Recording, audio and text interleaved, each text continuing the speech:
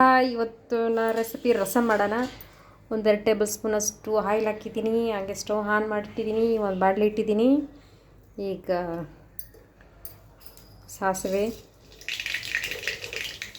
ಕರಿಬೇವು, ಮೆಣಸಿನ್ಕಾಯಿ, ಹಾಗೆ ಈರುಳ್ಳಿ ಇದನ್ನು ಫ್ರೈ ಮಾಡೋಣ. ನೋಡಿ, ಈಗ ಫ್ರೈ ಆಗ್ತಿದೆ. ಅದಕ್ಕೆ ಸ್ವಲ್ಪ ಬೆಳ್ಳುಳ್ಳಿ ಜಜ್ಜಿಟ್ಕೊಂಡಿದ್ದೆ. ಬೆಳ್ಳುಳ್ಳಿ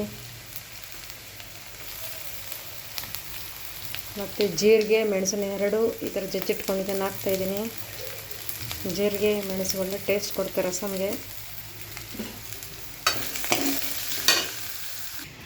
ನೋಡಿ, ಹುಣಸೆ ಹಣ್ಣು ನೆನೆಸಿಟ್ಕೊಂಡಿದ್ದೆ. ಅದನ್ನು ಹಿಂಗೆ ಚೆನ್ನಾಗಿ ಇಸ್ಬಿಟ್ಟು ನೀರು ಹಾಕ್ತಾಯಿದ್ದೀನಿ.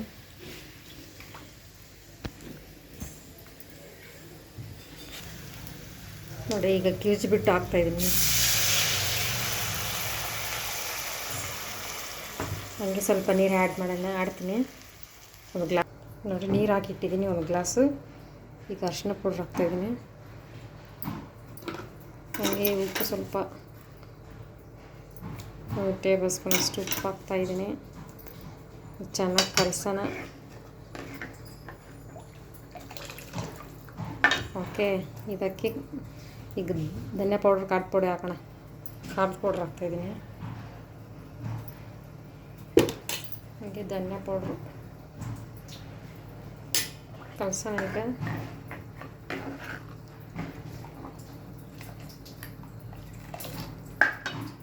ಹಾಗೆ ಉಪ್ಪು ಹಾಕೋಣ. ಉಪ್ಪು ಬೇಡ, ಅವಾಗೆ ಟರ್ಮರಿಕ್ ಪೌಡ್ರ್ ಹಾಕೋಕ್ಕೆ ಮುಂಚೆ ಉಪ್ಪು ಹಾಕಿದ್ದೆ. ಉಪ್ಪು ಕರೆಕ್ಟಾಗಿದೆ. ಈಗ ರಸಮ್ ಪೌಡ್ರ್ ಸ್ವಲ್ಪ ಹಾಕೋಣ. 1 ಟೇಬಲ್ ಸ್ಪೂನ್ ಅಷ್ಟು.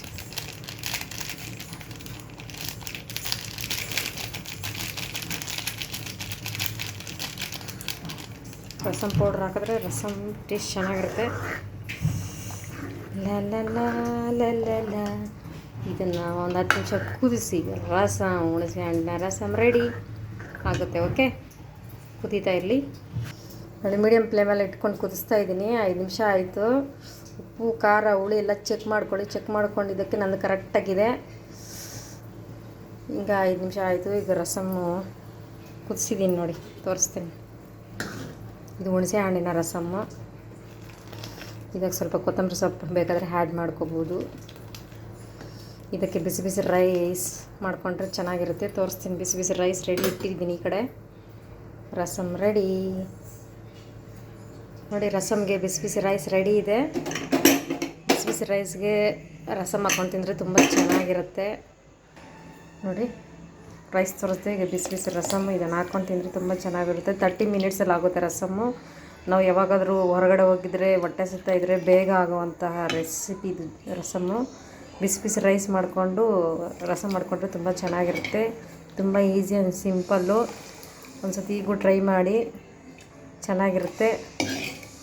ಹೇಗಿದೆ ನನ್ನ ರಸಮ್ಮು? ವಿಡಿಯೋ ಇಷ್ಟ ಆದರೆ ಲೈಕ್ ಕೊಡಿ, ಶೇರ್ ಮಾಡಿ. ಹಾಗೆ ಪಕ್ಕದಲ್ಲಿರುವಂಥ ಬೆಲ್ ಐಕನ್ನ ಪ್ರೆಸ್ ಮಾಡಿ. Thank you.